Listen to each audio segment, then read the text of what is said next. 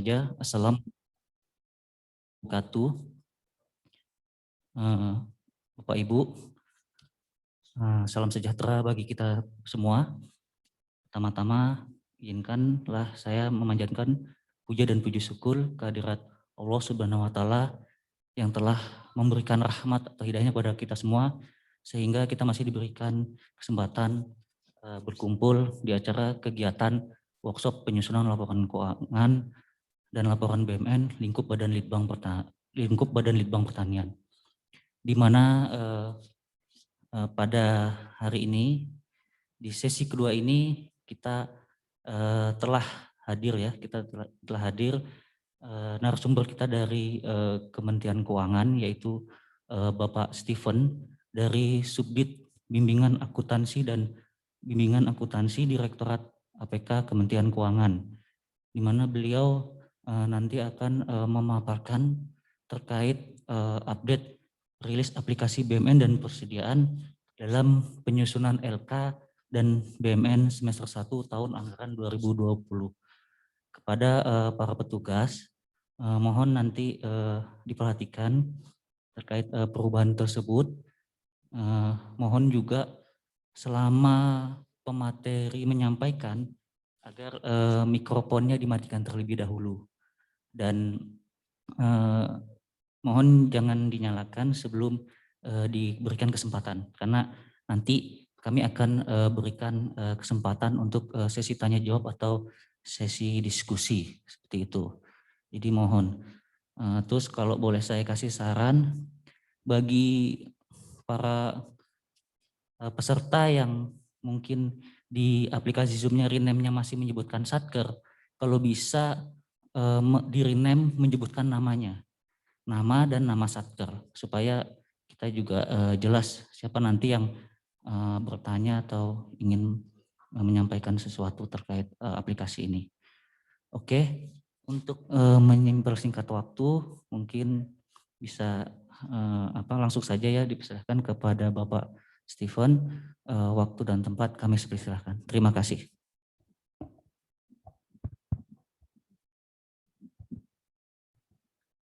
Ya, Assalamualaikum warahmatullahi wabarakatuh. Selamat siang dan salam sejahtera bagi kita semua.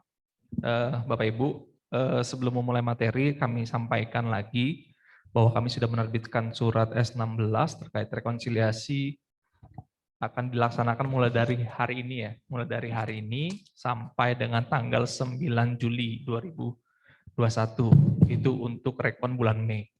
Sedang berarti kalau rekon Mei saja diakhiri sampai bulan Juli, maka ada kemungkinan nanti rekon di bulan Juni atau penyusunan semester 1 akan kita mundurkan sampai mungkin di awal Agustus. Jadi kita juga sudah memperhitungkan kira-kira dengan adanya pergeseran rekonsiliasi Mei ini akan berdampak pada penyusunan semester 1.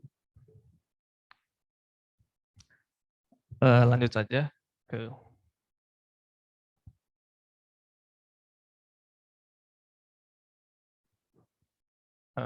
ya, jadi Bapak Ibu, sebelumnya pertama kali saya mohon maaf mewakili dari teman-teman pengembang yang tidak bisa meluncurkan aplikasi pelaporan KL ini secara bersamaan ya. Sejatinya bahwa komitmen kami sebenarnya aplikasi pelaporan ini di-launching bersamaan dengan versi yang sama. Tapi ada kendala, sebenarnya kendala adalah lebih ke aplikasi persediaannya. Di aplikasi persediaan, sedangkan sebenarnya aplikasi SIMAK sudah settle, tapi masih belum bisa menerima dari aplikasi persediaan. Sehingga kami meluncurkan secara parsial aplikasi Saiba karena aplikasi Saiba lebih sudah settle dan yang memungkinkan untuk dilakukan rekonsiliasi. Karena kalau nanti yang di launching SIMAK dan Saiba saja jadi datanya jadi ini ya, menjadi tidak komplit karena ada BMN yang setengah masuk setengah tidak. Karena presiden sendiri termasuk dari bagian dari BMN. Sehingga kami mempertimbangkan bahwa ya sudah aplikasi Saiba terlebih dahulu saja terkait rekon keuangannya. Sehingga itulah alasan kita melaunching aplikasi pelaporan KL secara parsial. Nah, untuk aplikasi pelaporan KL tadi sudah dijelaskan, terkait cyber yang sudah dijelaskan, dan untuk di tahun 2021 nanti akan saya jelaskan terkait persediaan dan simak BMN. Next. Nah, ini untuk gambarannya ya Bapak Ibu ya. Jadi aplikasi dalam penyusunan laporan keuangan itu sumbernya ada dua ya Bapak Ibu ya. Kalau penyusunan laporan keuangan kan berdasarkan Erekton, tetapi sumber dari datanya berdasarkan dari aplikasi Saiba dan aplikasi Sakti. Jadi ada dua tipe KL dalam penyusunan laporan keuangannya, itu sumber datanya berasal dari Saiba dan Sakti. Dan ini konsolidasinya digabungkan dengan LKBUN menjadi LKPP. Sehingga semua penyusunan laporan keuangan KL sumbernya dari aplikasi Erekton. Sedangkan ada yang sudah menggunakan Saiba, ada yang sudah menggunakan Sakti. Next saja. Nah, ini untuk aplikasi persediaan. Next. Secara garis besar sebenarnya untuk aplikasi persediaan ini yang paling kompleks ya permasalahannya. Untuk update itu kemungkinan ada dua yang besar. Sebenarnya tiga, ada satu adalah cleansing referensi, tapi ini menjadi bagian dari penerapan FIFO ya. Jadi nanti akan dijelaskan sekaligus pada saat metode penilaian persediaan. Nah, untuk menu pengusulan persediaan tidak dikuasai ini sebenarnya sudah ada di tahun lalu. Hanya saja ada permintaan dari salah satu KL terkait persediaan dalam rangka bantuan sosial yang bisa dikeluarkan dari aplikasi melalui persediaan yang tidak dikuasai. Ini next saja. Nah, ini untuk penjelasannya. Sebenarnya sumbernya sama, surat 950 kami terkait persediaan yang tidak dikuasai TAB atau persediaan tidak dikuasai yang TYL. Nah, ini itu sebenarnya persediaan ini sebenarnya sudah tidak ada di Satker, tetapi secara administrasi belum selesai, sehingga harus dikeluarkan, karena barang secara real tidak ada di Satker. Hanya administrasinya saja yang belum selesai, sehingga harus dikeluarkan dari neraca. Ini asal-usul dari menu pengusulan persediaan tidak dikuasai. Next saja. Nah, ini mungkin yang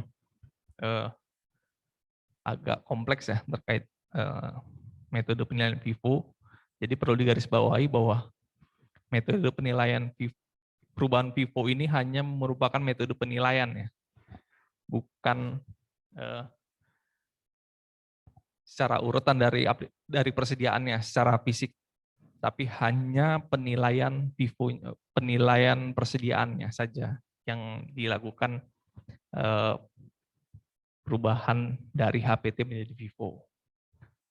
Sesuai standar kita. Jadi penilaian persediaan itu terbagi atas 3 ya, FIFO, HPT, dan rata-rata tertimbang.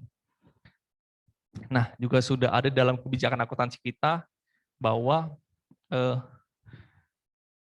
dalam hal metode FIFO belum diterapkan, maka penilaian persediaan dilakukan dengan metode HPT. Jadi tahun-tahun sebelumnya kita merasa belum siap melakukan perubahan secara FIFO sehingga kita masih menggunakan HPT. Ini di kebijakan kita dan kami merasa sudah saatnya sebelum kita berpindah ke sistem yang lebih maju lagi, yaitu dengan Sakti, kita coba merubah metode penilaian menjadi FIFO. Ada beberapa alasan dari kenapa kita merubah dari HPT menjadi FIFO. Salah satunya adalah ada perubahan-perubahan nilai persediaan yang diakibatkan adanya harga perolehan terakhir. Jadi harga beli kemarin akan berubah menjadi harga beli sekarang. Dan itu menjadi perubahannya itu seolah-olah kita menjadi lebih banyak asetnya. Padahal secara real kan sebenarnya enggak.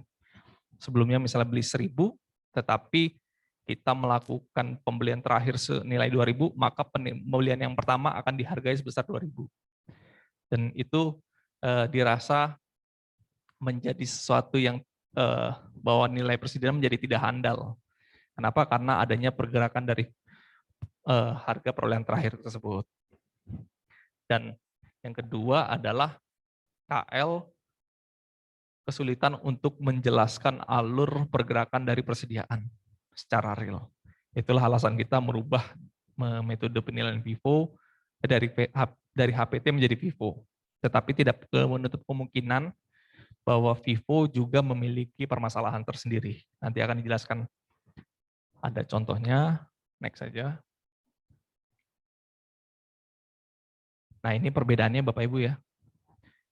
Dengan FIFO nanti penilaiannya adalah siapa yang masuk duluan, itu yang akan menjadi keluar duluan.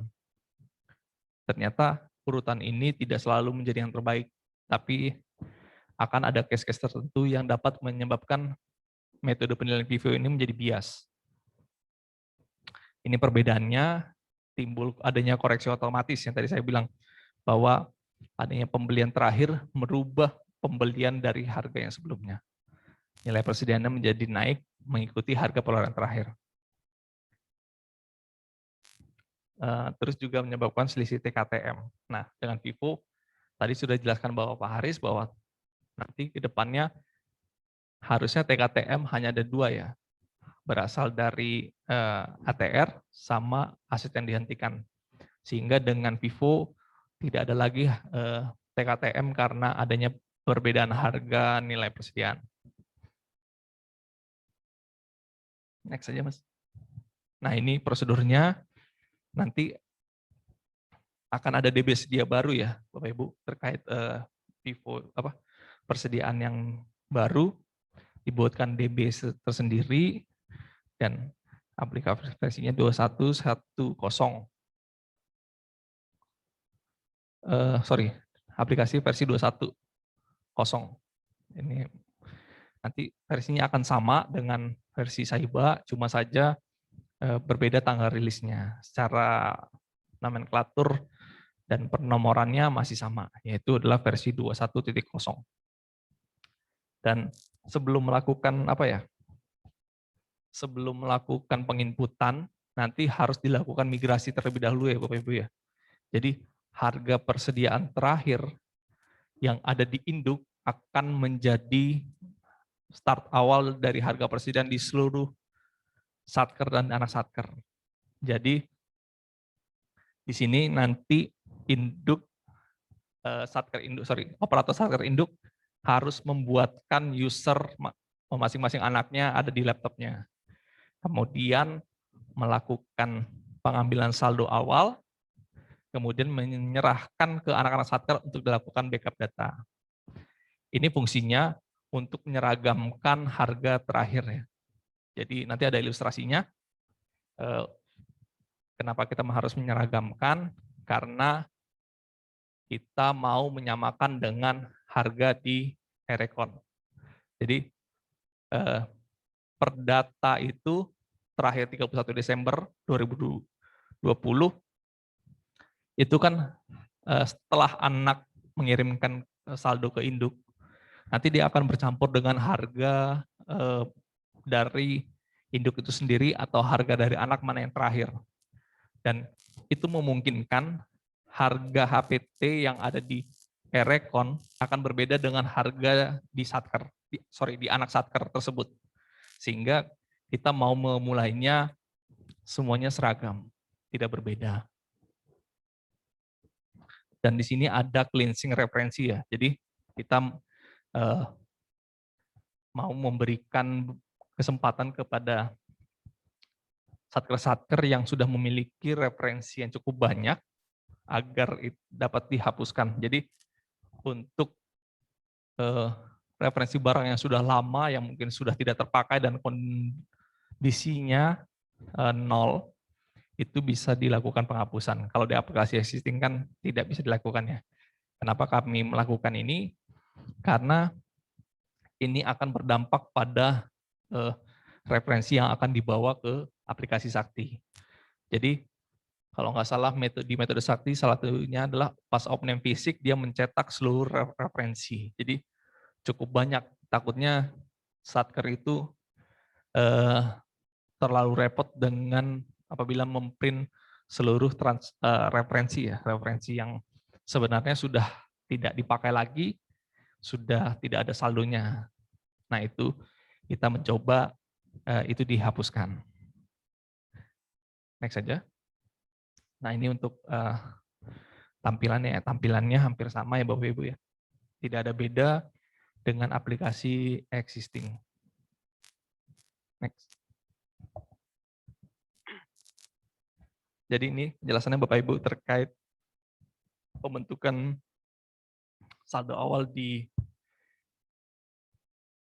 metode persediaan FIFO ini ya. Jadi kita contohkan ada satker induk dengan kuantitas 3 dan nilai 100, anak satker dengan barang 2 dan nilai 150. Dengan total semuanya adalah 11 barang. Kita asumsikan dengan harga HPT dari 150. Sehingga di Erekon harusnya 11 dikali 150, sekitar 1.650. Ini harga persediaan yang muncul di aplikasi Erekon. Dan saldo 2020 audited akan menjadi saldo awal di 2021. Dan harga HPT terakhir itu menjadi saldo yang akan dibawa menjadi saldo awal. Nah, dengan saldo awal tadi saya bilang bahwa nanti semuanya dibentuk oleh induk, maka pada saat saldo awal nanti seluruh kuantitas dari barang-barang di anak satker harusnya harganya sama dengan harga HPT yang sudah tercantum di Erekon. Jadi harusnya sama antara di Erekon dengan saldo seluruh induk plus anak-anak satkernya.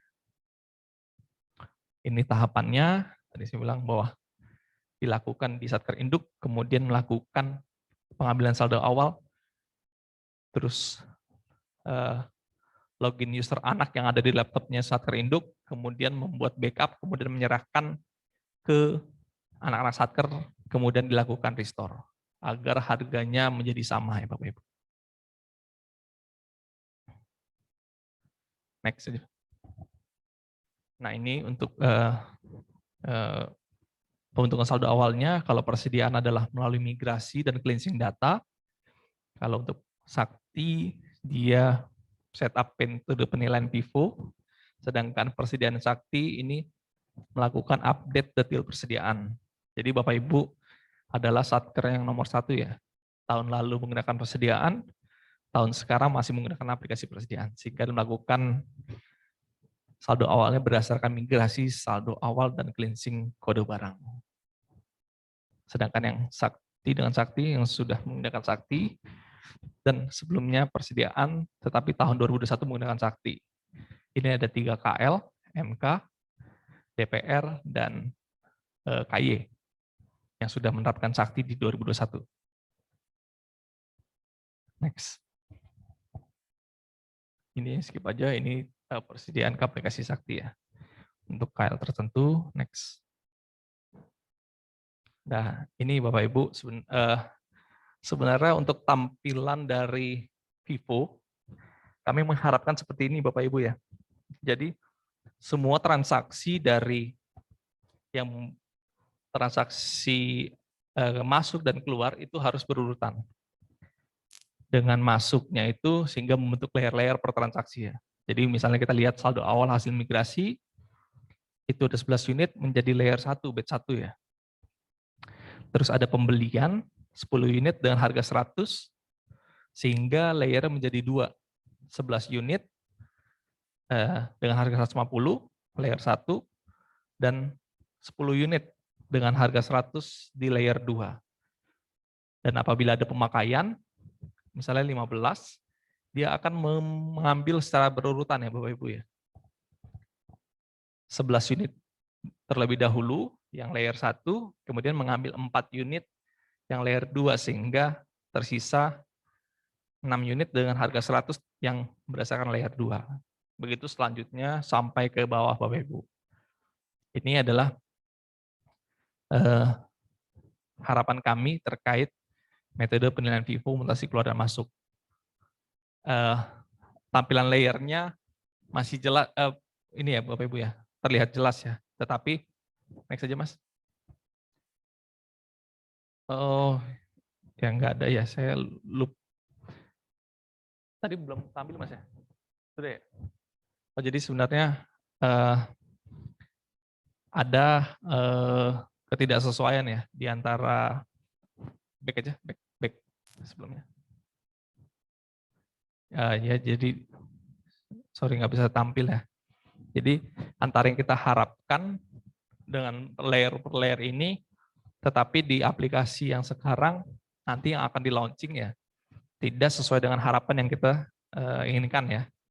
Ada kendala dalam merumuskan dengan posisi waktu yang sudah semakin mepet, sehingga nanti aplikasinya akan tampilan buku persediaan akan bertumpuk ya. Sehingga Bapak Ibu kalau di sini kan sehabis dipakai dia langsung ada layer sendiri ya. Jadi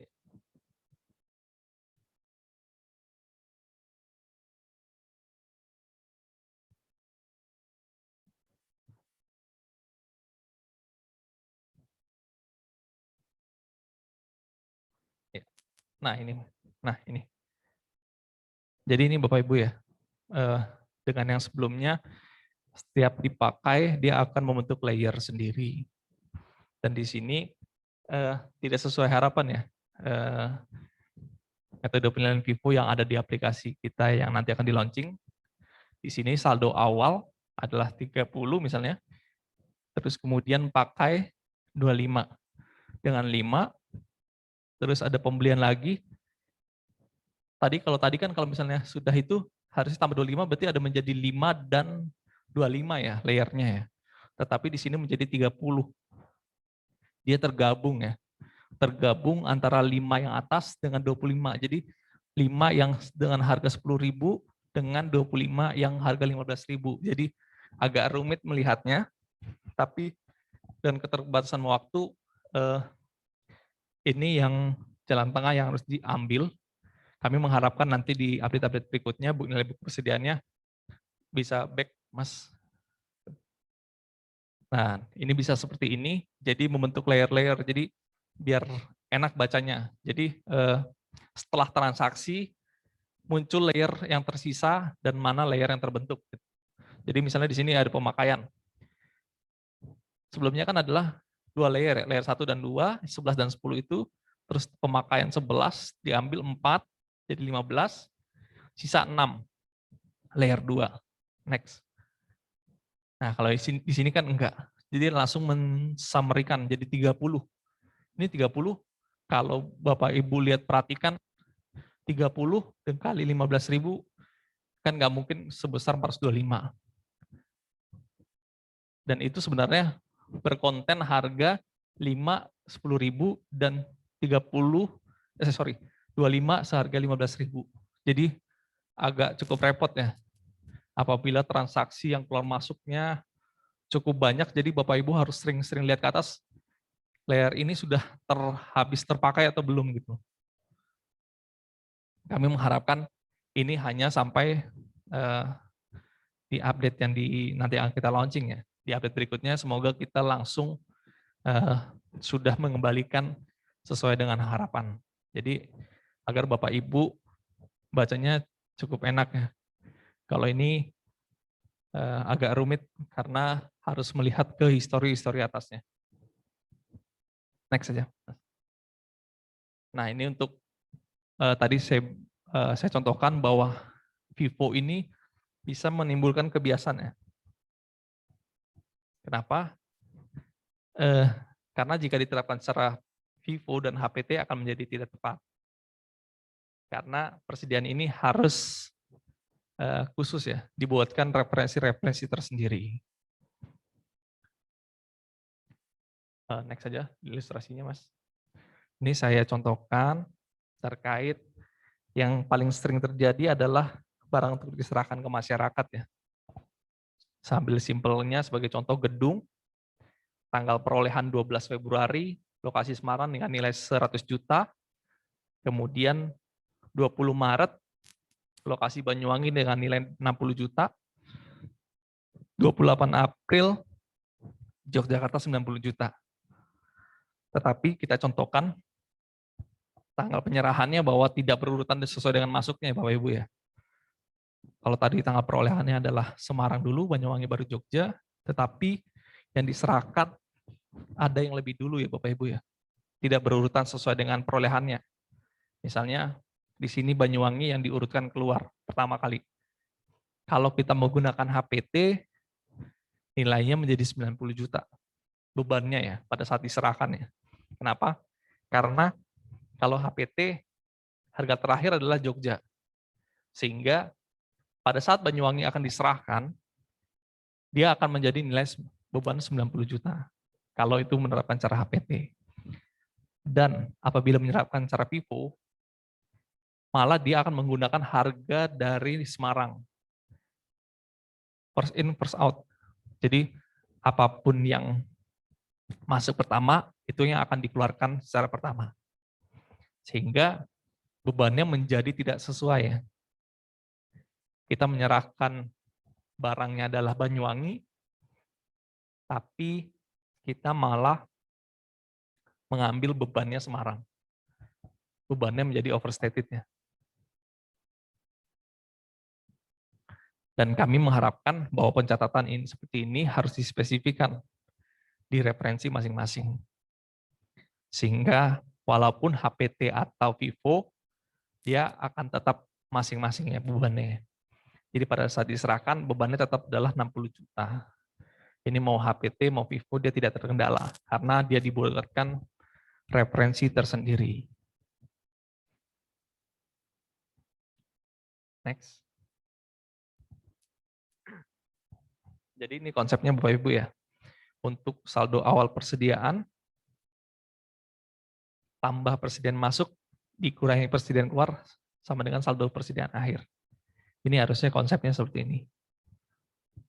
Disesuaikan dengan omnibus fisik, koreksi jumlah, dan koreksi nilai. Dengan FIFO harusnya akan seperti ini ya. Jika mengabaikan ada barang-barang khusus tadi ya. Siapa yang masuk duluan, dia harus dikeluarkan terlebih dahulu. Konsepnya akan seperti ini. Next saja. Nah ini untuk omnibus fisik, Bapak Ibu mungkin juga sudah sering melakukan, dilakukan setiap semesteran ya. Jika hasil omnibus fisik lebih kecil dari pencatatan, maka pada saat penginputan terbentuk beban pada persediaan. Jadi dia mengurangi saldo persediaan yang ada di catatan. Tetapi jika kuantitas omnibus fisik lebih besar dari kuantitas pencatatan, maka harus menambahkan persediaannya. Dan ini berdasarkan harapan kami sebenarnya dia bisa menentukan layer-layer yang telah terpakai seharusnya. Tetapi kebijakan kita nanti bahwa untuk omnibus fisik nanti dia akan mengambil harga terakhir. Sebenarnya secara apa ya? Secara logika nanti bisa memunculkan bias persediaan juga. Kenapa? Misalnya terakhir layer satunya adalah harga 50 dengan barang 1. Terus ada lagi layer 2 dengan harga 100. Ditemukan barang 2. Dan dia akan menilai dengan harga 100 itu, menambahkannya. Padahal sebenarnya layer yang masih ada aja nilainya sebenarnya 50. Sebenarnya harusnya bertambahnya sebesar 50, tetapi malah bertambah sesuai dengan kebijakan kita bahwa yang diambil adalah harga terakhir ya. Harga terakhir. Jadi seolah-olah HPT-nya masih ada untuk di omnibus fisik. Dia belum bisa memperhitungkan per layer yang sudah tergunakan ya. Harusnya dia bisa melihat histori dari layer-layer yang sudah keluar masuk. Tetapi ternyata pada saat uji coba terakhir, dia masih belum bisa menemukan layer-layer di atasnya. Sehingga harus sudah untuk simplifikasi, kita gunakan saja yang nilai terakhir. Jadi FIFO masih rasa bercampur dengan HPT. Next saja. Ini juga sama, koreksi jumlah. Next, ini juga berurutan ya Bapak Ibu ya, tergantung dari first in first out-nya. Jadi siapa yang keluar duluan, dia akan keluar. Siapa yang masuk duluan, apa yang keluar duluan. Itu konsepnya. Next saja. Dan untuk aplikasi SIMAK BMN, next. Sebenarnya untuk nanti yang di launching, kemungkinan besar update ini belum ada ya Bapak Ibu ya. Kenapa? Karena kami masih menerima masukan-masukan dari KL terkait adanya perubahan-perubahannya. Jadi asal-usul kita melakukan perbaikan SIMAK BMN nanti di 2021 ini, fokus mempersiapkan bahwa data-data BMN untuk dimigrasi ke aplikasi Sakti. Sehingga BMN yang tidak normal harus dilakukan cleansing ya, cleansing BMN. Ini ada data tidak normal, terus ada selisih data antara aplikasi ya. Jadi antara Erecon dengan aplikasi pelaporan Bapak Ibu itu berbeda. Ada juga Satker tuh yang dia berbeda tetapi secara akumulasi dia sama sebenarnya. Jadi gini, di Erecon misalnya dia tercatat 10, sedangkan di aplikasinya dia tercatat 8. Kita tahu bahwa Saiba dan aplikasi Erecon itu hanya menerima jurnal ya. Dia hanya menerima jurnal, jadi apa yang dikirimkan dari SIMAK dan Saiba itu akan menjumlahkan yang ada saldonya. Jadi antara peningkatan di SIMAK dengan di Saiba dan di aplikasi Erecon itu sama. Contohnya dia bertambah 2 di aplikasi SIMAK-nya. Sehingga di aplikasinya dia menjadi 10. Karena jurnal kirimannya adalah 2, maka aplikasi Erecon juga akan menerimanya 2. Tadinya 10 menjadi 12. Itu yang sering terjadi ya. Jadi secara aplikasi berbeda dengan di aplikasi Erecon, tetapi tidak memunculkan rekonsiliasi internal. Jadi dia hanya selisih data antar aplikasi. Antara aplikasi pelaporannya dengan aplikasi Erecon. Atau sebaliknya. Jadi banyak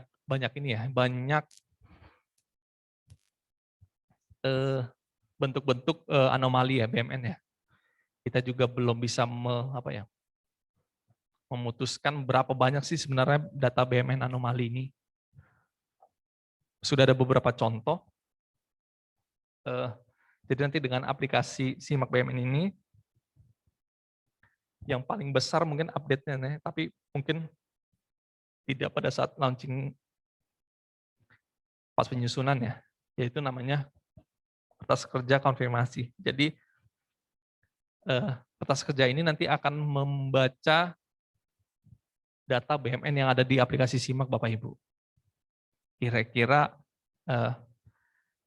datanya sudah sama atau tidak. Nanti akan dinilai sendiri oleh aplikasinya. Next saja, nanti lihat ilustrasinya. Dan ini ya Bapak Ibu ya. Jadi nanti dari aplikasi Erecon, Bapak Ibu itu mendownload ADKK 3 ya. ADKK 3, kemudian diterima di SIMAK, kemudian nanti hasil sandingan antara SIMAK dan di SIMAK nanti akan muncul nih. Ini datanya normal atau tidak normal. Terus datanya sama atau berbeda. Nanti aplikasi sendiri yang melakukan melakukan penentuan ya. Ini data BMN-nya akan seperti apa. Nanti Bapak Ibu akan melihat nih, jika di statusnya itu ada 4 normal dan wajar, sama, maka tidak perlu dilakukan tindak lanjut. Jika data normal, tetapi ada yang tidak sama, maka harus menunggu juknis nih. Ini yang tadi saya ceritakan bahwa antara Erecon dan aplikasi existing berbeda. Data tidak normal wajar, data tidak normal atau tidak wajar dengan nilai yang sama, ini dilakukan normalisasi. Terus data tidak normal dan nilainya yang berbeda, maka perlu juknis juga. Jadi kita sudah membuat ini Bapak Ibu ya. Kita sudah membuat tim task force. Jadi untuk memantau kira-kira hasil K3 yang Bapak Ibu nanti tadi sudah ditandingkan di SIMAK. Jadi nanti endingnya Bapak Ibu melakukan upload kembali ke aplikasi Erecon hasil konfirmasi tersebut. Kita mau memantau sebenarnya permasalahannya apa aja sih yang terjadi di aplikasi existing dari Satker. Nanti tim task force nanti akan menentukan perbaikannya. Dan kita belum tahu nih, nanti hasil rumusannya akan diserahkannya dalam bentuk apa. Karena tiap KL mungkin berbeda ya, tapi kemungkinan sih nanti akan menjadi ini ya, semacam kayak buku panduan terkait kejadian-kejadian ya. Jika terjadi seperti ini, akan dilakukan seperti ini. Tinjutnya akan seperti ini. Dan itu kemungkinan sih target kita adalah triwulan 3 ya Bapak Ibu ya. Triwulan 3 sudah ada kebijakan dari tim task force. Jadi ini karena aplikasi ini belum, fitur ini belum ada, kemungkinan ada nanti di bulan Agustus ya. Di bulan Agustus, kemudian Satker melakukan konfirmasi data dan di aplikasi SIMAK-nya, kemudian hasilnya diunggah kembali ke aplikasi Recon. Sehingga nanti di akhir triwulan 3 kita sudah merumuskan kebijakan-kebijakan yang akan digunakan. Next saja. Ini ya Bapak Ibu ya, kriteria-kriteria BMN tidak normal. Ada banyak sebenarnya. Ini buat gambaran aja. Tidak menutup kemungkinan ada terjadi permasalahan yang mungkin belum tercantum. Permasalahan yang terjadi di Satker Bapak Ibu, tetapi belum tercantum di kriteria BMN tidak normal. Ini hasil rapat Bapak Ibu ya. Misalnya nilai perolehan minus, yaitu adalah nilai perolehan awalnya lebih kecil dari 0. Terus nilai aset minus, itu nilai aset atau penjualan dari master U-nya lebih kecil dari 0. Ada beberapa, terus next saja Mas. Terkait yang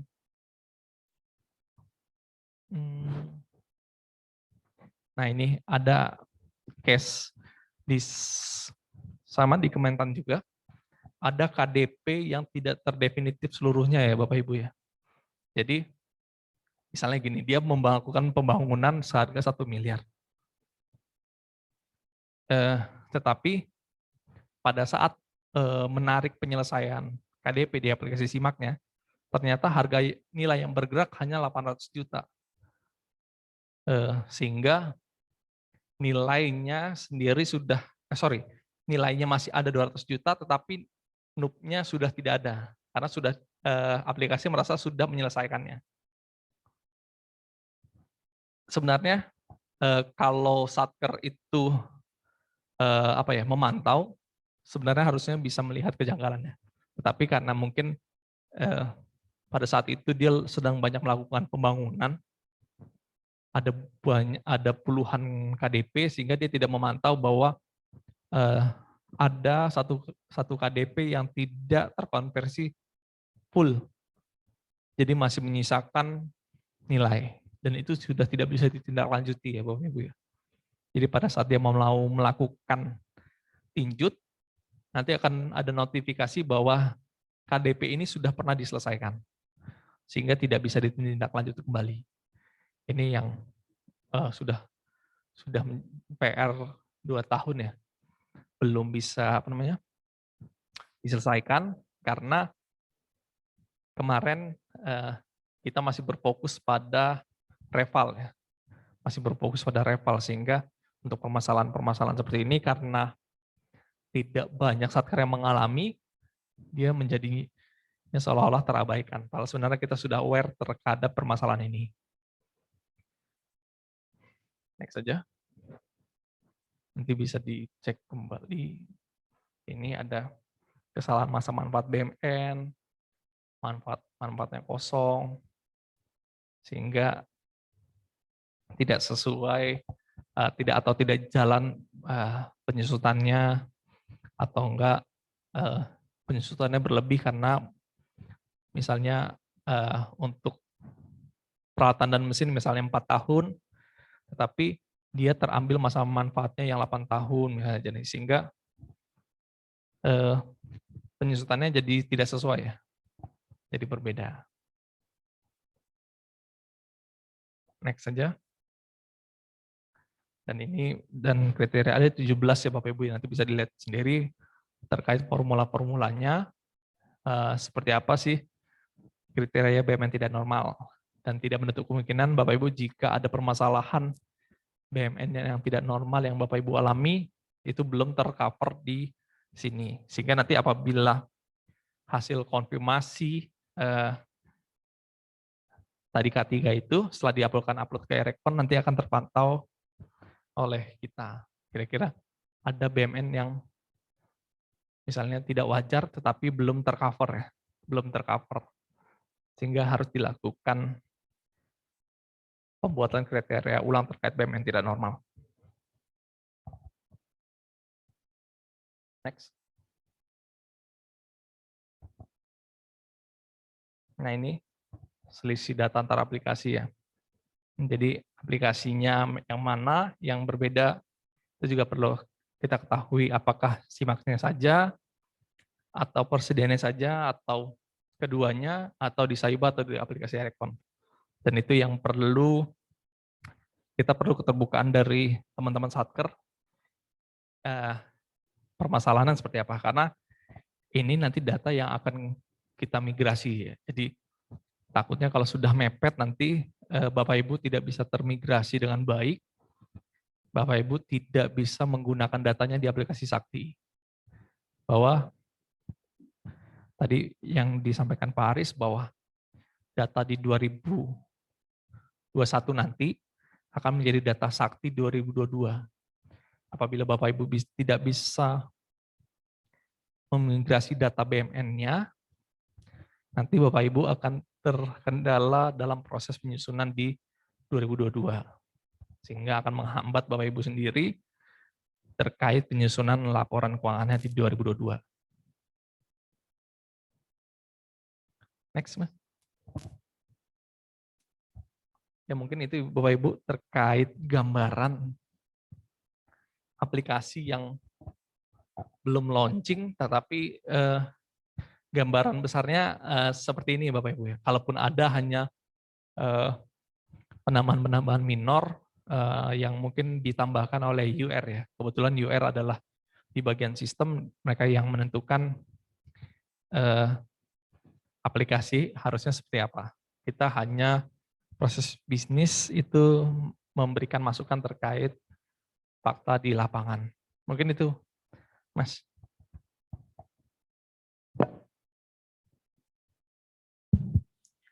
Oke, baik Bapak Ibu, demikianlah pemaparan dari Bapak Steven terkait dengan rilis update aplikasi persediaan dan simak BMN, di mana banyak sekali ya yang disampaikan tadi terkait updating-nya. Ada terkait dengan metode penilaian Vivo, HPT, harga perolehan terakhir, dan konsep dasar terkait dengan pembukuan persediaannya. Dan juga ternyata BMN ini terdapat data BMN anomali ya Pak Steven ya. Ya, yang mana ini harus diselesaikan ya. Tapi Pak Steven, kalau boleh saya tanya sejauh ini bagaimana pengembangan data BMN anomali itu untuk penyelesaiannya? Mungkin bisa diawali itu dulu barangkali. Sambil menunggu teman-teman yang ingin bertanya. Ya, jujur aja kalau untuk K3 ini ya, karena awalnya itu kita kan hanya mengacu pada BMN tidak normal di aplikasi Rekon ya, kalau nggak salah ada 8 ya. Nilai perolehan minus, nilai buku minus, terus flag SAP. Cuman ternyata banyak hasil audit kemarin itu banyak masukan dari KL terkait BMN tidak normal. Sehingga kita melakukan melakukan penjajakan dengan KL itu apakah ada BMN tidak normal seperti ini di teman-teman KL. Waktu itu kita sudah pernah menyurati KL itu di apa ya, kalau nggak salah itu di awal-awal tahun, kalau nggak salah di awal-awal tahun, cuman waktu itu hanya beberapa KL saja yang merespon ya, karena merasa tidak tahu detail permasalahan-permasalahan di satker-satkernya secara khusus, sehingga hanya melaporkan jika ada yang melaporkan di satkernya, sehingga pada saat balik ke kami surat itu banyak yang menyatakan nihil terhadap BMN tidak normal, sehingga kita waktu itu cukup pede kira-kira ini banyak KL yang tidak melaporkan permasalahan, tapi ternyata pada saat kayak kami menghadiri acara-acara KL itu baru ada KL yang konsultasi, Mas kami punya permasalahan seperti ini, dan itu baru kita tanyakan ke tim pengembang, itu termasuk ke yang BMN tidak normal, sehingga karena proses penjaringannya itu manual ya, kita mengumpulkan secara manual dari kegiatan-kegiatan, itu yang ternyata membuat pengembangan aplikasi K3 ini menjadi molor. Kami mengharapkan sebenarnya ini barang ya di semesteran ya, tapi ternyata karena masih cukup berkembang, sehingga kami pending. Kemungkinan di update berikutnya di bulan Agustus ya. Kemungkinan di bulan Agustus. Karena kami ditargetkan di bulan 3 itu sudah ada kayak semacam buku panduan buat penyelesaiannya. Itu Mas. Oke, baik. Seksi selanjutnya, seksi tanya jawab atau diskusi Bapak Ibu. Mungkin yang offline dulu, yang berada di ruangan ini. Bagaimana, apakah ada pertanyaan terkait pemaparan yang Bapak Stephen barusan sampaikan? Dari sisi kiri barangkali ada tidak? Atau dari tengah? Ada? Ada Bapak Ibu? Atau udah ngantuk?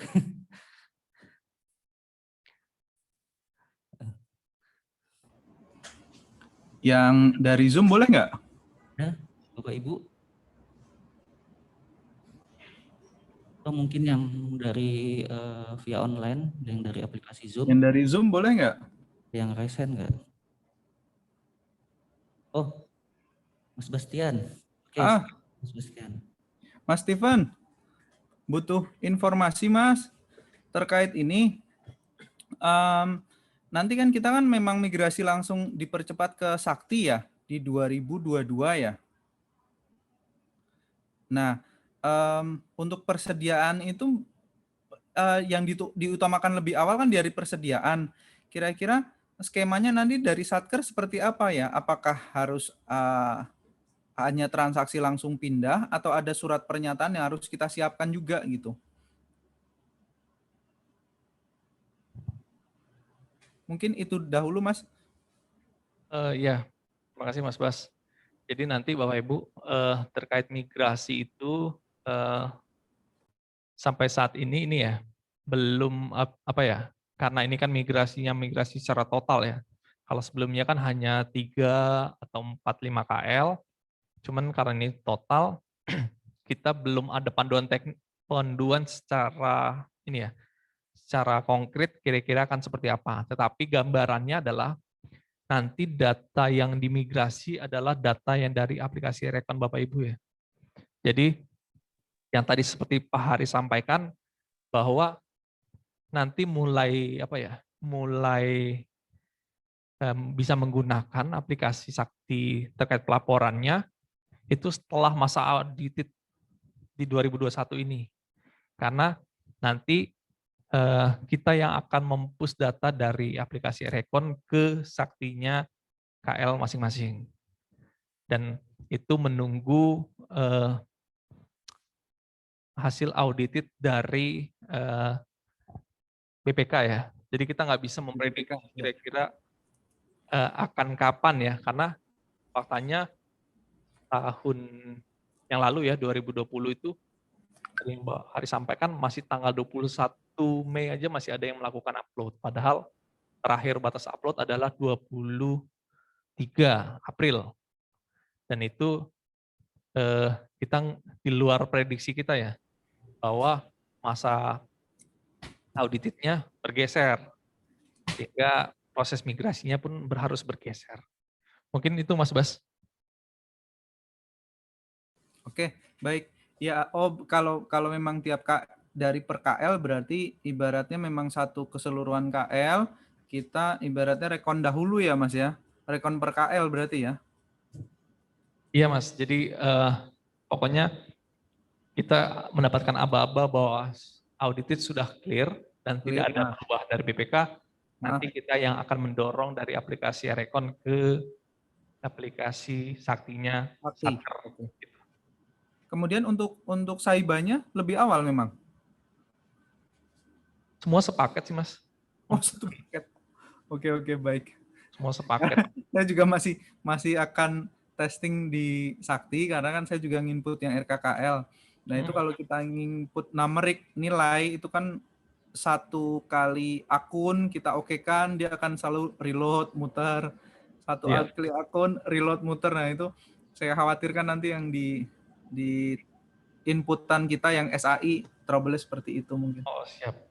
Jadi sebenarnya kita juga sedang bekerja sama dengan Kominfo ya terkait penyediaan kecukupan jaringan ya. Oh, oke. Karena kita mau ada percepatan arahan dari Bu Menteri bahwa kita juga sedang mencoba meminta Kominfo untuk menyupport jaringan aplikasi Sakti nantinya. Jadi sehingga tidak menghambat kinerja dari Satker untuk melakukan penginputan. Mungkin gitu Mas Bastian. Oh, oke. Baik. Oke, itu saja dari saya. Makasih Mas Stefan. Ya, oke, baik Bapak Ibu, bagaimana? Ada pertanyaan? Silakan jika ada pertanyaan Bapak Ibu. Mumpung di sini masih ada Pak Steven, barangkali di Satker Bapak Ibu ada masalah terkait catatan persediaan maupun BMN-nya. Silakan Bapak Ibu, ada tidak? Karena waktu kita masih cukup panjang ya Bapak Ibu, sampai jam 3 untuk pemaparan ini, untuk pembahasan ini.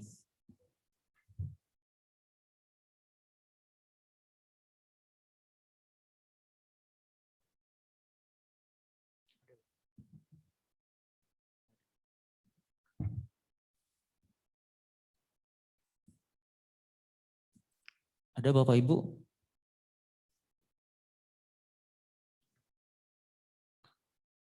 Atau yang di dalam ruangan barangkali?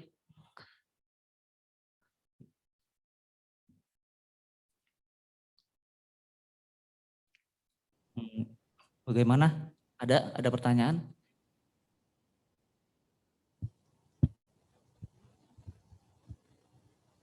Mas Osi balik serial. Oh iya, dari Bali Serial. Silakan. Assalamualaikum warahmatullahi wabarakatuh. Kan sampai sekarang kan persediaan masih menginput mulai dari Januari sampai Mei. Apakah bagaimana itu kalau sudah ada update-nya Mas? Apakah menyesuaikan nanti gitu? Halo Ibu, punten Ibu, kurang jelas ya. Bisa diulang kembali pertanyaannya? Halo?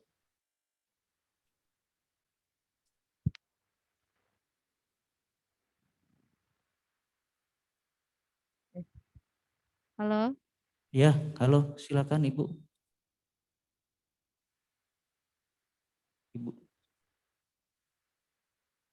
Monggo Ibu, Ibu Darmani ya.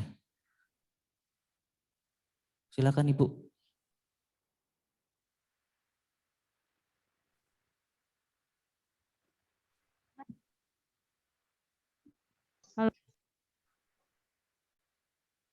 Halo, Ya, ya Ibu silakan.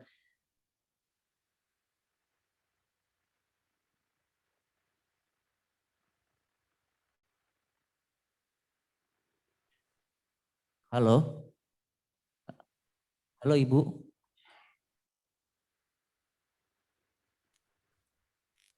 Atau bisa bisa di chat aja mungkin barangkali Bu ya.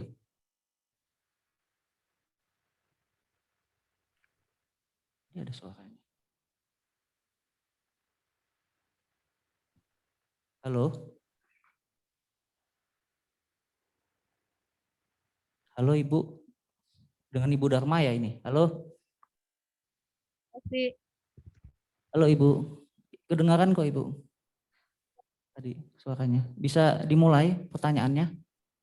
yang masalah persediaan Pak Osi Iya. Gimana?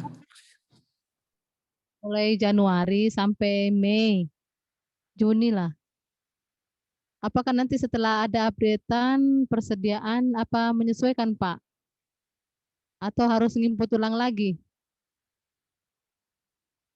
Oh begitu. Maksudnya ada apa, ada updatean gimana Bu? Update Halo? yang Jelas. Mohon izin Bu ya. Jadi sebenarnya gini Bapak Ibu. Jadi awalnya proses migrasi saldo awal ini harusnya aplikasi itu clean ya, kosong dari transaksi. Cuman hasil apa ya, hasil diskusi dengan teman-teman beberapa hari yang lalu tuh, kita mencoba menjembatani transaksi-transaksi yang telah diinput oleh Satker.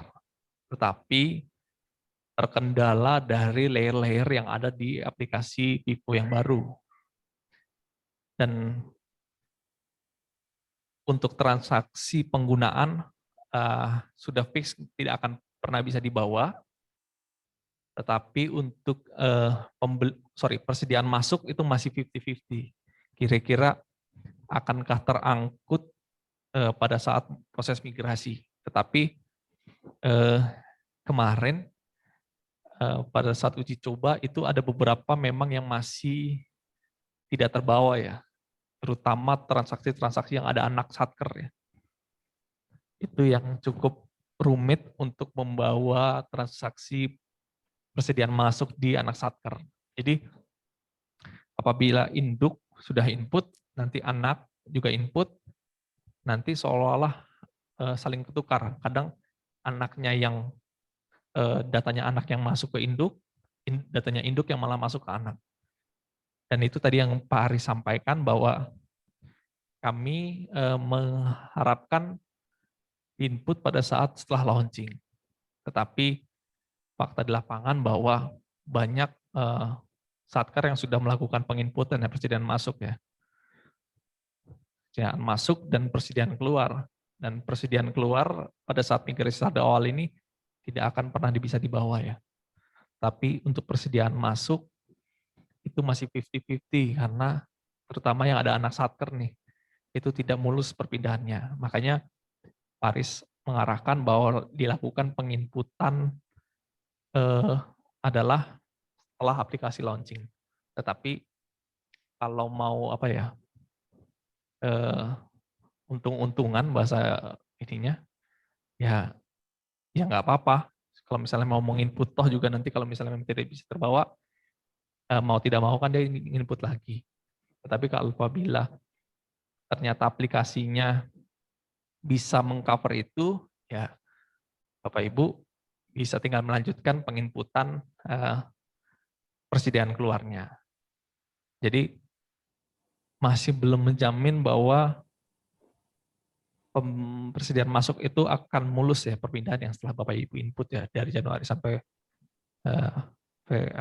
bulan Mei, karena berpengaruh itu ada layer-layer, terus ada anak satker dan segala macamnya. Itu yang mungkin kami bilang bahwa perubahan Vivo ini cukup rumit ya.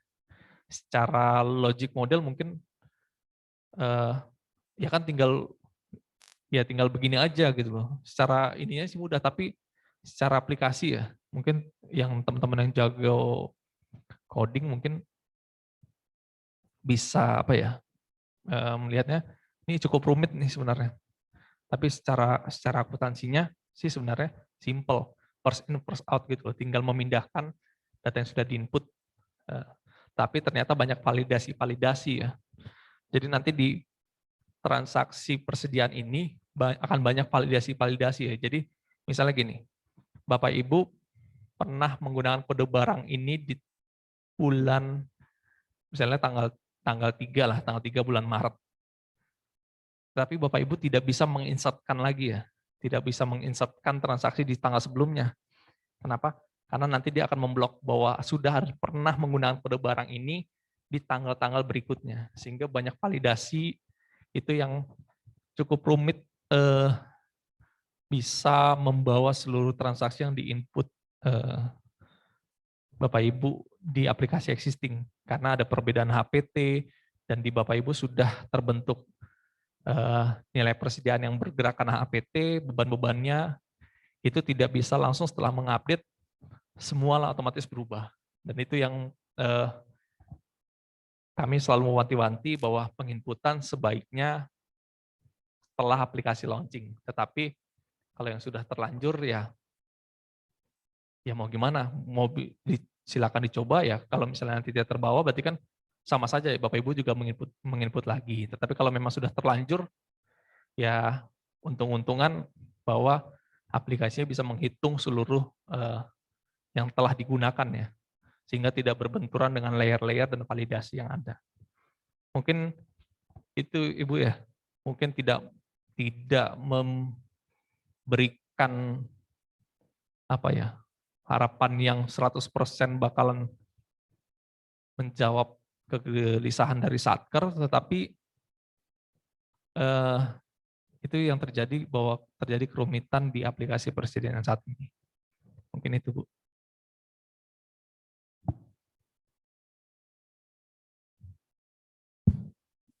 Bagaimana Bu Dharma? Cukup? Halo, Bu Dharma? Penjelasannya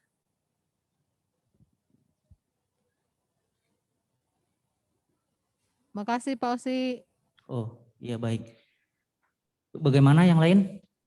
Bapak Ibu, mumpung masih ada kesempatan, silakan yang mau bertanya, Bapak Ibu. Ada Bapak Ibu? Halo, Mas Oci. Oh iya, silakan Pak Ari ya. Iya, Mas Oci. Ya. Monggo Pak Ari, silakan Pak Ari. Bismillahirrahmanirrahim. Assalamualaikum warahmatullahi wabarakatuh. Selamat siang dan salam sejahtera buat kita semua. Terima kasih waktunya Mas Uci. Dan salam kenal Pak Stephen, dari saya Ari, BPTP Kalimantan Selatan. Terkait persediaan ini Pak Stephen, kita di Satker ini karena persediaan kendalanya sangat banyak Pak Stephen. Terutama banyak referensi-referensi yang sudah disediakan di aplikasi persediaan itu terkadang tidak tercover dengan apa yang barang yang kita beli. Nah, pertama itu Pak Stephen. Yang kedua, ini memang sementara ini banyak simpang siur terkait aplikasi persediaan ini. Makanya kami selaku Satker ini agak dibikin kebingungan. Ini gimana sih nih, ada updatean atau tidak? Nggak taunya ada yang muncul, ini seperti kayak gini. Nah, kemungkinan alangkah baiknya, jadi kita ada kesepakatan aja lah. Untuk sementara simak dengan persediaan, menunggu launching dari Kementerian Keuangan. Kita sepakat aja Pak Stephen. Jangan sampai, ya bukan apa-apa, tadi Pak Stephen sudah ngasih istilahnya rambu-rambu ke teman-teman, bahwa bisa nanti sebagian sudah diinput, kalau bisa jangan, mendingan nanti sekalian, karena tadi kalau bahasanya Pak Haris, mending nunggu launchingnya daripada menginput ulang. Mungkin gitu aja Pak Stephen dari kami. Terima kasih waktunya. Assalamualaikum warahmatullahi wabarakatuh.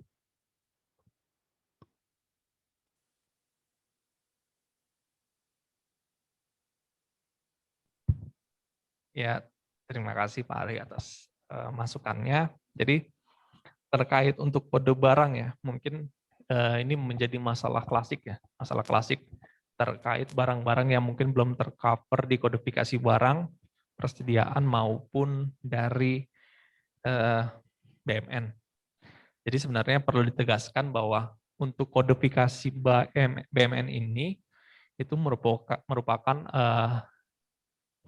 kewenangan dari teman-teman DJKN.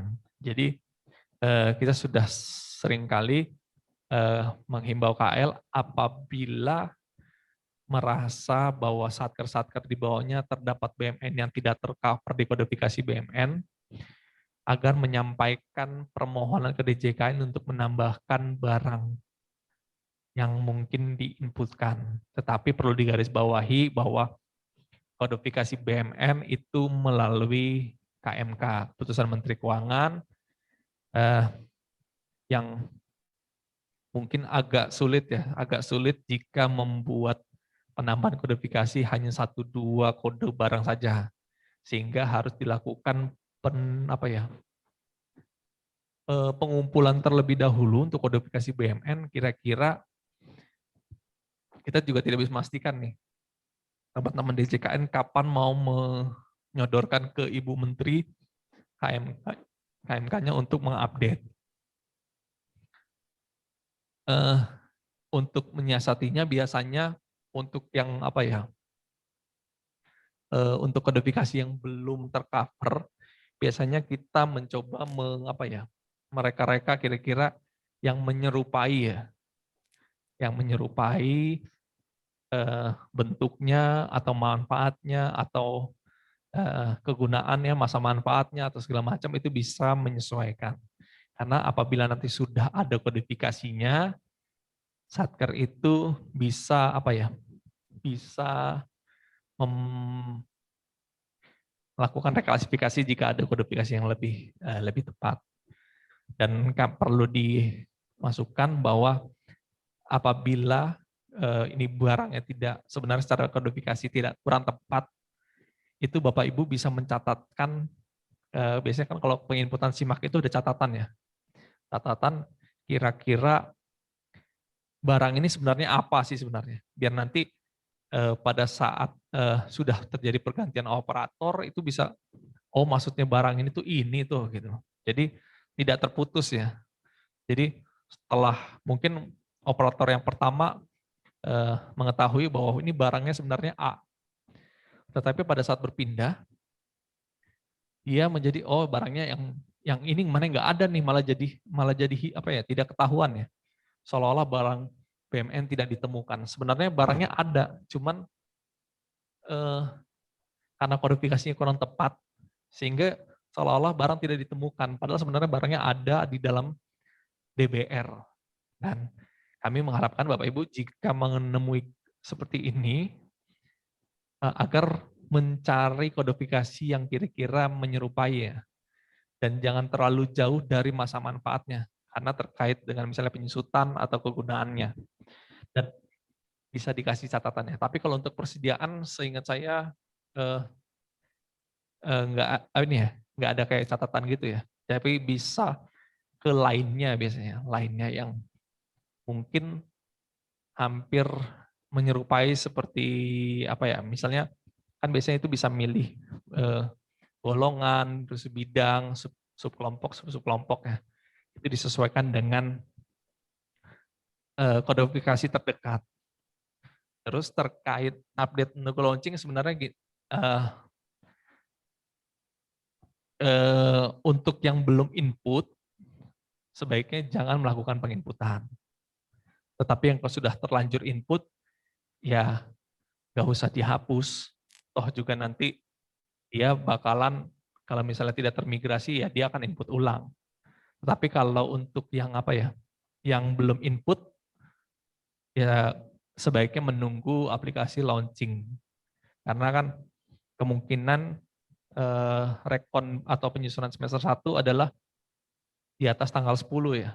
Karena terakhir rekon itu tanggal 9 Juli untuk periode Mei, itu 9 Juli, kemudian mungkin masa penutupan, mungkin 2, 3, atau 4 hari, kemudian penyusunan semester 1.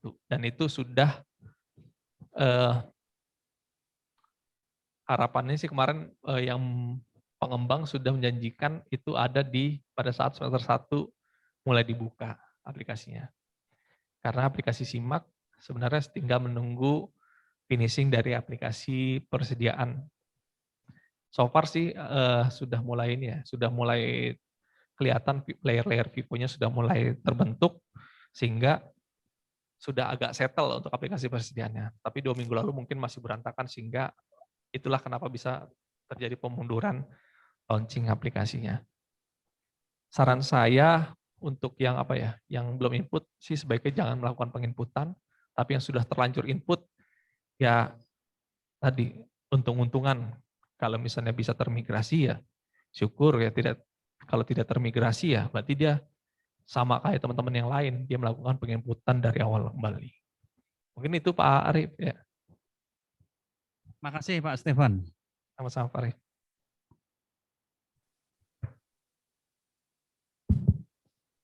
Oke, baik. Terima kasih Pak Ari, Pak Steven. Bapak Ibu, bagaimana? Masih ada pertanyaan? Silakan jika mau ada yang ditanyakan atau disampaikan. Pak Osi. Oh ya, silakan, Mas Fauzi. Terima kasih Pak Osi, Pak Stefan. Saya Fauzi Pak dari sekretariat juga. Terkait dengan Pak Ari tadi, karena di subkelompok itu persediaan ya Pak. Mungkin pertanyaan saya itu yang terkait dengan Sakti Pak. Jadi pas migrasi ke Sakti itu, karena kan di Satker kita kan banyak yang ada anak Satker gitu Pak, atau sub Satker. Nah itu kira-kira pada saat migrasi itu menjadi permasalahan nggak Pak?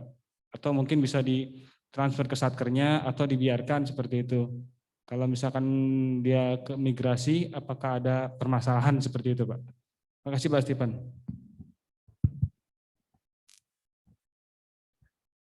Jadi untuk migrasi anak Satker ya, nanti itu disiapkan ya. Jadi saya sih sebenarnya belum melihat langsung karena tidak terlibat langsung terkait proses migrasi yang 3KL. Cuman untuk KL tertentu kemarin itu dibuka dibuka semacam menu khusus untuk melakukan update data detail ya. Data detail dari aplikasi persediaannya, kemudian melakukan pengupdatean untuk data-data anak Satkernya di Erekon. Jadi kemudian nanti dari Erekon yang sudah data detail yang sudah masuk itu kemudian di-push oleh programmer Erekon ke dalam Sakti. Jadi tidak perlu khawatir Bapak Ibu bahwa nanti bagaimana dengan referensi atau kode-kode anak Satker, dan itu nanti kita biasanya, saya belum tahu kapan ada juknis ya. Nanti kita untuk Satker atau KL yang melakukan migrasi, nanti dibuatkan juknis kira-kira untuk yang mempunyai anak Satker juknisnya seperti apa, untuk yang tidak ada anak Satker itu akan juknisnya seperti apa. Mungkin untuk yang ada anak Satker mungkin akan lebih banyak data yang di-upload dulu, karena kan di aplikasi Erekon tidak detail sehingga perlu menampung informasi detail terkait dari data-data anak Satker, sehingga perlu melakukan updating mungkin Satkernya nanti yang melakukan update di aplikasi Erekonnya untuk menampung data anak Satkernya. Mungkin seperti itu Mas Fauzi. Jadi secara gambaran detailnya nanti menunggu juknis ya, karena beda-beda kondisinya, karena mungkin kalau yang sebelum-sebelumnya kan KL kecil ya, KL kecil mungkin satu Satker, itu mungkin tidak terlalu ribet, transaksinya juga Kayak misalnya komisi yudisial paling tidak terlalu banyak transaksi yang mungkin merumitkan ya, sehingga dia data detailnya tidak terlalu banyak. Nah, ini kita belum ada gambaran kira-kira kalau yang file-file besar itu nanti cara penguploadannya seperti apa untuk mengupdate datanya. Tetapi seingat saya Satker itu nanti upload ke Erecon untuk data detailnya ya. Data detailnya, kemudian baru nanti dari Erecon didistribusikan ke sakti-saktinya. Mungkin itu Mas Fauzi.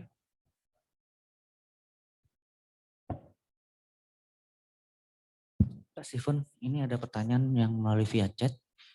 Jadi pertanyaan begini Pak Steven, ada transaksi konstruksi dalam pengerjaan di tahun 2020 yang dikerjakan di aplikasi Simak BUMN versi yang lama. Kemudian ini kan lanjut ada Simak BUMN versi terbaru. Apakah sudah bisa menyesuaikan? Seperti itu pertanyaannya Pak Steven. Ini transaksi berjalan di input di aplikasi existing berarti ya? Iya, untuk transaksi berjalan. Ini dari Satker BPTP NTT yang bertanya. Sebenarnya ini hampir sama main tadi dijawab oleh Pak Haris dan ditambahkan masukan dari Pak Ari ya. Untuk transaksi existing kita menghimbaunya sih inputnya nanti ya. Menginputnya nanti. Karena kita nggak tahu nih, tabelnya kira-kira akan sama atau tidak nih. Nanti kira-kira pada saat diupdate akan goyang atau tidak. Tetapi kalau untuk Simak ini kan yang nanti launching tidak ini ya, tidak ada penambahan yang berarti ya. Sebenarnya kalau pengalaman-pengalaman dari KL itu, kalau kami tanya, sebenarnya lempeng-lempeng aja sih terkait penginputan di aplikasi existing. Tetapi jika sampai menggoyang table, biasanya dia akan berbeda nih, sehingga harus dilakukan hapus terus baru kemudian ada yang hapus kemudian input, ada yang ubah simpan saja bisa berubah. Tapi kami tidak bisa memprediksi kira-kira dampaknya akan seperti apa. Seperti tadi saya statement bahwa jika sudah diinput, ya sudah, tapi tidak tidak perlu sampai dihapus. Tetapi jika nanti tidak terbawa ya itu risiko mungkin. Berarti kalau tidak terbawa input ulang gitu maksudnya? Yes, harus input sama halnya ulang. dengan di aplikasi persediaan itu kan ada yang sudah terlanjur input umpamanya. Itu juga berarti input ulang ya Pak Stefan? Yes. Tapi kalau Simak kemungkinan besar terbawa itu lebih tinggi ya persentasenya daripada persediaan, karena persediaan perubahannya cukup ekstrim ya. Perubahan dari datanya cukup ekstrim, sedangkan untuk Simak sebenarnya hanya updating biasa. Kalau pengalaman-pengalaman sebelum-sebelumnya biasanya update itu hanya yang minor itu transaksi yang sudah di-input itu akan terbawa. Ya. Tapi saya tidak garanti kira-kira akan mulus 100% ya.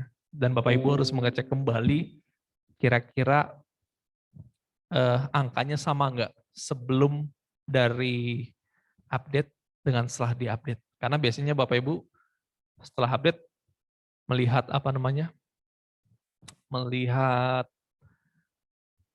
transaksinya, raw transaksinya ada, tapi tidak melihat kembali detail-detailnya kira-kira bergoyang atau tidak. Mungkin itu Mas.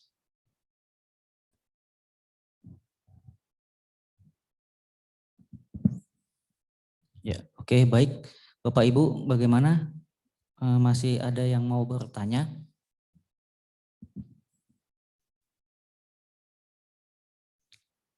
Halo? Atau mungkin sebelum sambil menunggu pertanyaan, saya ingin berdiskusi terkait ini Pak Steven. Kemarin kan disampaikan terkait aset hewan ternak ya, di mana itu merupakan bagian dari permintaannya BPK atau temuan BPK untuk dimasuki ke aset intercompatible. itu bagaimana nanti perlakuannya? Sementara kan kalau hewan ternak itu kan masing-masing memiliki masa umur ekonomis yang berbeda ya. Nah itu nanti bagaimana kira-kira apakah dikategorikan umur ekonomis yang 2-3 tahun atau itu yang baru masuk aset atau yang kurang dari 2 tahun itu masuk ke aset lancar seperti itu. Mungkin itu dulu dari saya. Terkait apa namanya? Terkait hewan, tanaman dan ikan kalau nggak salah ya. Sebenarnya di PMK 181 itu PMK 181 tahun 2016 ya. Itu untuk hewan, tanaman dan ikan itu dikategorikan sebagai ekstrakom ya. Itu sudah menjadi kebijakan akuntansi pemerintah pusat bahwa semuanya harus tertib terkait hewannya. Jadi untuk hewan ini karena seingat saya terakhir itu kan sedang dibahas terkait PSAP agriculture ya. Mungkin dulu sebelumnya namanya aset biologis tapi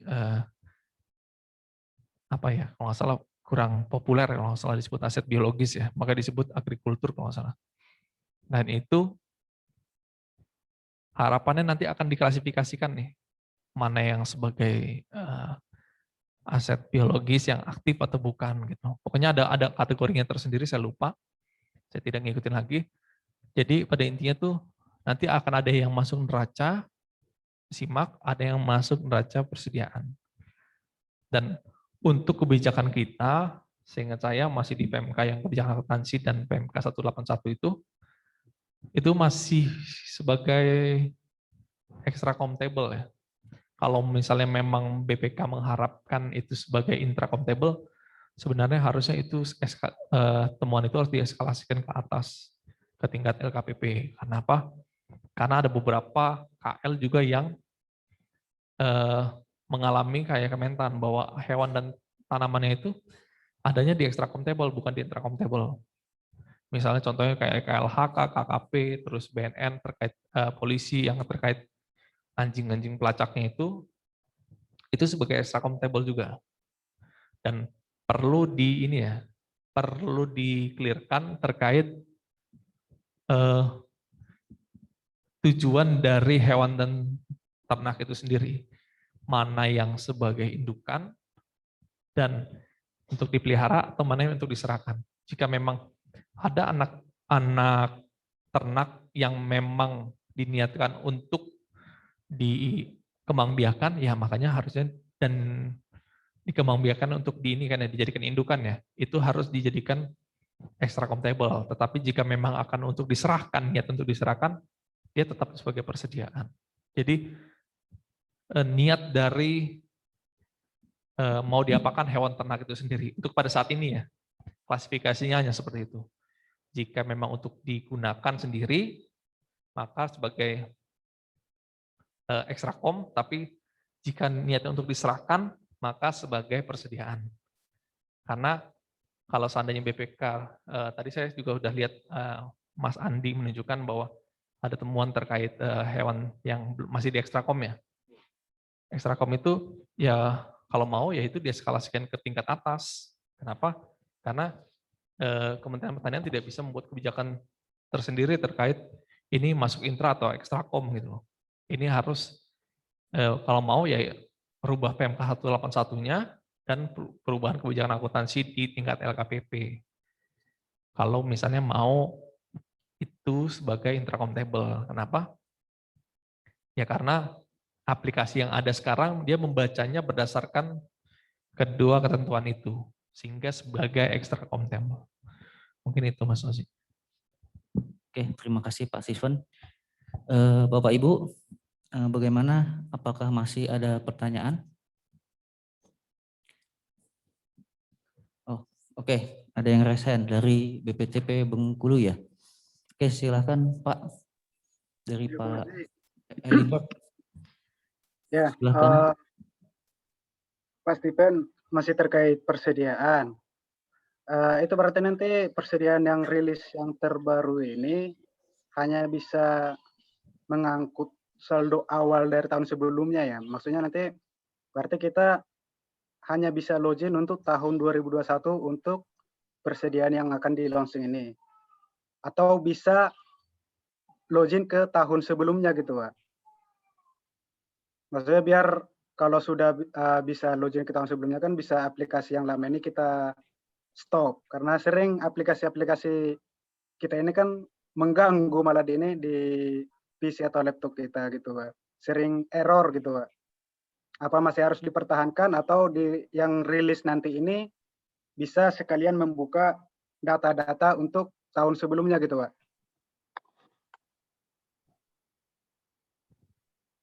Ya, terima kasih Pak Eliber. Oh ya, tadi saya lupa terkait pertanyaannya Pak Ari ya.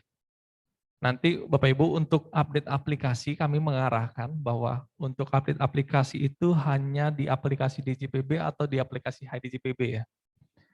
Jadi apabila ada ada launching yang di luar itu, biasanya itu mungkin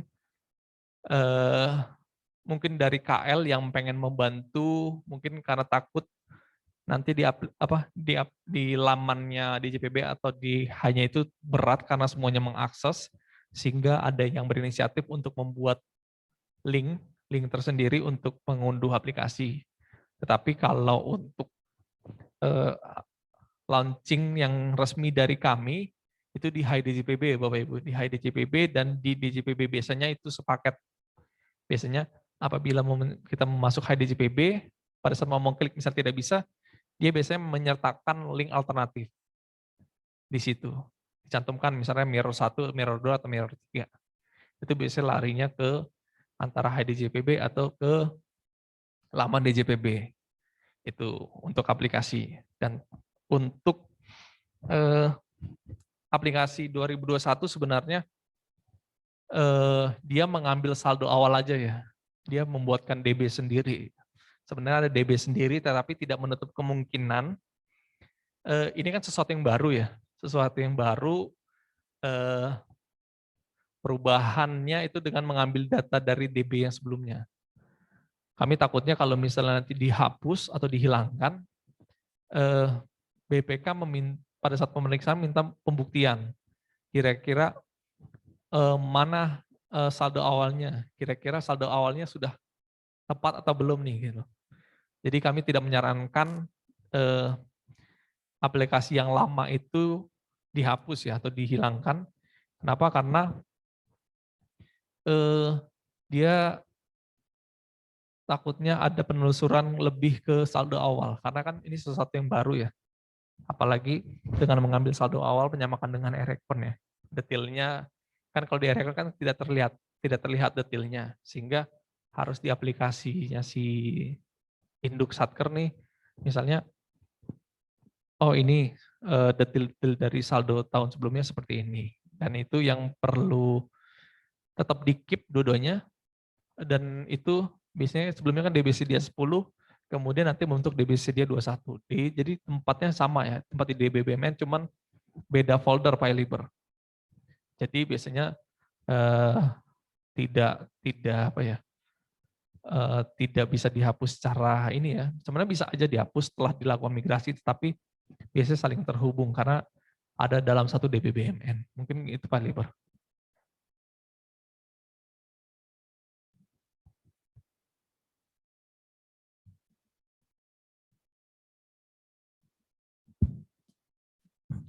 Bagaimana Pak Englibert? Ya, terima kasih, Pak. Oke, baik Bapak Ibu, apakah masih ada pertanyaan lagi? Kita masih ada waktu 10 menit lagi nih. Bagaimana Bapak Ibu?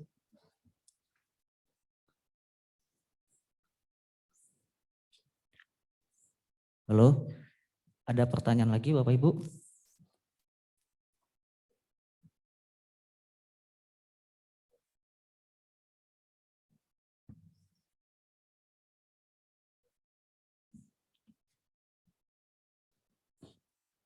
Apa sudah tidak ada pertanyaan? Kalau sudah tidak ada pertanyaan, kita akhiri aja barangkali ya. Sekali lagi, saya ingatkan, masih ada pertanyaan Bapak Ibu?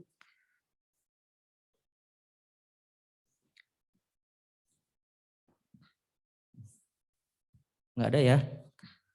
Oke, baik. Kalau sudah tidak ada lagi, demikian kegiatan kita kali ini terkait dengan pembahasan update aplikasi persediaan dan BMN dalam rangka penyusunan laporan keuangan dan laporan barang milik negara yang barusan disampaikan oleh Bapak Steven dari Direktorat Akuntansi dan Pelaporan Keuangan.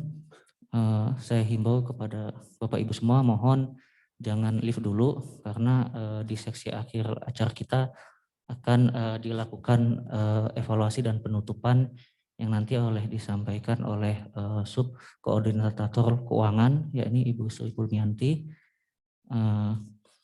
Baik, demikian Bapak Ibu, seksi kali ini. Kurang lebihnya kami dari panitia mohon maaf apabila ada kekurangan-kekurangan. Akhirul kalam, wassalamualaikum warahmatullahi wabarakatuh. Oke.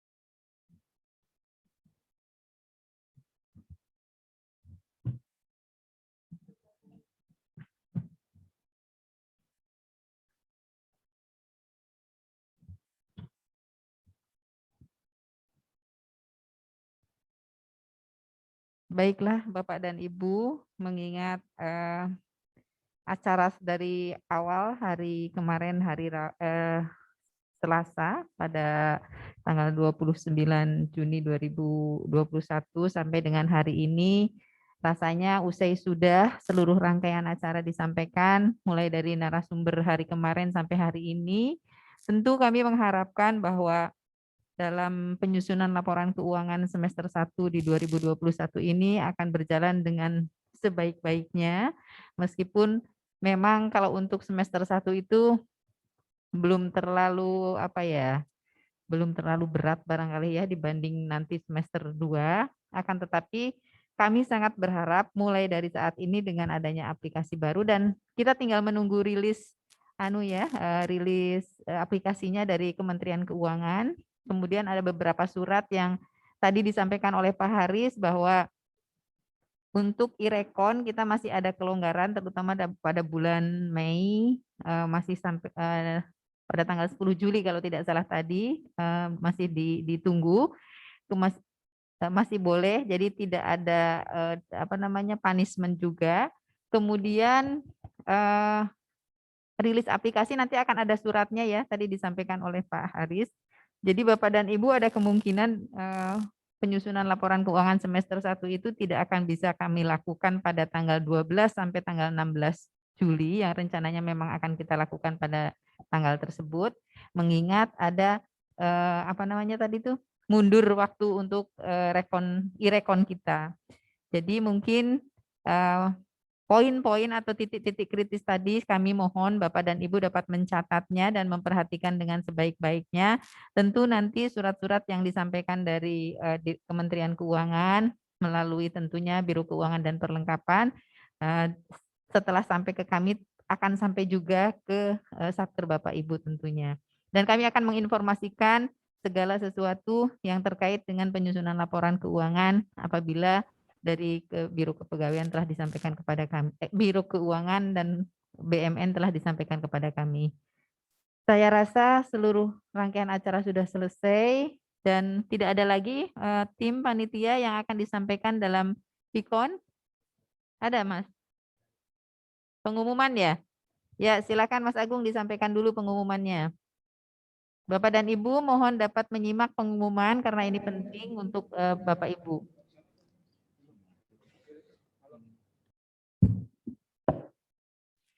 Terima kasih Bu Sri. Ada sedikit pengumuman sebelum acara workshop persiapan penyusunan LK ini ditutup. Yang pertama adalah untuk sertifikat, baik yang hadir secara offline maupun online, insya Allah akan kami terbitkan dalam waktu 2 atau 3 hari ini. Yang paling lambat hari Jumat akan kita share ke Bapak Ibu semua. Yang kedua, mohon bagi yang belum absen, mumpung ini masih ada waktu, bisa segera absensi, karena syarat untuk bisa mendapatkan sertifikat adalah, terutama yang offline, harus melakukan 2 kali absensi, yang kemarin sama hari ini. Begitu. Itu Bu, pengumuman dari kami. Terima kasih. Baik, terima kasih Mas Agung. Itu bisa dilakukan setelah ditutup ini atau masih ada saat ini? Bapak dan Ibu, kami persilahkan bagi yang belum absen atau mendaftarkan diri untuk mendapatkan sertifikat, kami persilahkan untuk mengisi apa yang sudah ada di Bitly yang Bapak tim panitia sudah siapkan. Kami persilahkan. Selanjutnya mungkin mengingat waktunya sudah di posisi pukul 3 dan memang karena meskipun rencananya akan sampai pukul 4, tapi segera seluruh rangkaian acara sudah disampaikan secara keseluruhan. Tentu kami ingin menyampaikan bahwa mudah-mudahan apa yang sudah kita dapat pada 2 hari ini akan dapat menjadi bekal persiapan untuk penyusunan laporan keuangan kita di semester 1, dan mudah-mudahan apa yang menjadi aturan-aturan yang telah disampaikan oleh para narasumber dapat Bapak dan Ibu lakukan atau implementasikan di masing-masing satkernya.